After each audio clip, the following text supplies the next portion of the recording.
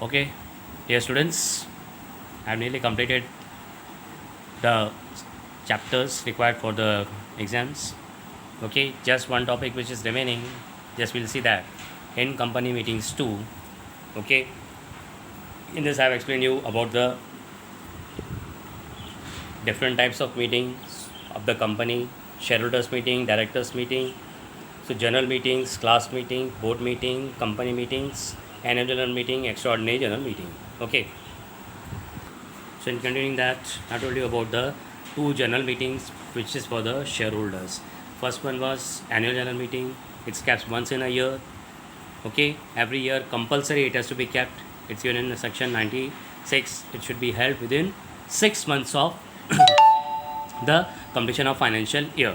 And the purpose is to adopt the accounts, to declare dividends, to elect directors in place of retiring one, and to appoint auditors and review the progress of the company. Right. Then it is to be a first meeting, first AGM is to be held within 9 months from the end of the first financial year for the first meeting, and subsequent means all other meetings every year has to be kept after 6 months, within the 6 months from completion of financial year.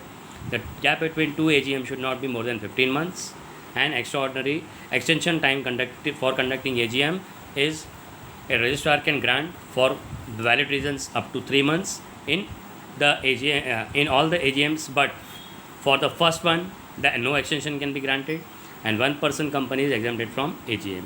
Then board of directors are generally calling the meeting. 21 days notice is to be given. Date and time of the place of the AGM is given. In case if there is no quorum, the quorum gap is bracket is given, then the meeting has to be adjourned. For private company, there are 2 members required.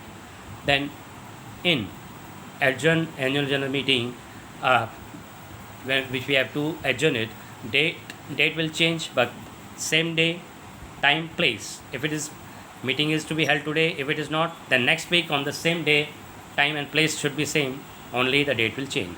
And default, it is told that 1 lakh rupees fine up to for the officer responsible, and 5,000 for continuing till the default continue. Okay, and the last topic, which was the second one, was extraordinary general meeting. Sections 100, what it says that in case of the special resolution has to be passed or there is urgent need, then this meeting has to be kept. This meeting is kept between 2 annual general meeting. ये जो meeting है extraordinary general meeting, ये 2 AGMs के बीच में रखी जाती है. Okay, and it is kept when ever required. तो इसके लिए कोई भी टाइम फ्रीक्वेंसी फिक्स नहीं है कि कितनी होनी चाहिए, एक भी नहीं हो या जितनी चाहे रख सकते हैं. Then purpose is if there is changes in memorandum. Alteration means changes, alteration in article, removal of director before the expiry period. मतलब expiry period का मतलब हुआ जब तक उसका टेन्योर है, जिस दिन पे उसको रिटायर होना है, बिफोर दैट उसको निकालना है. तो same is the case of auditor. And if the company is to be voluntarily wound up, voluntary खुद होकर के कंपनी बंद करना है तो right. Then authority to convene board of directors are the right person to call the meeting. First case. Second, on the requisition of the members. If the members are requesting, then it can be called. Okay, so general meeting of the general meeting in case of company having the share capital, members holding at least 1/10 of the paid up capital of the company, carrying voting rights, and in this case of the company not having share capital. अगर share capital नहीं है तो 1/10 of the voting right जिसके पास है उसका, या members with the 10% of the voting powers can request the extraordinary general meeting within 45 days of the date of the receipt of the requisition of the members. Members के requisition के request के 45 days के अंदर रखना ज़रूरी है.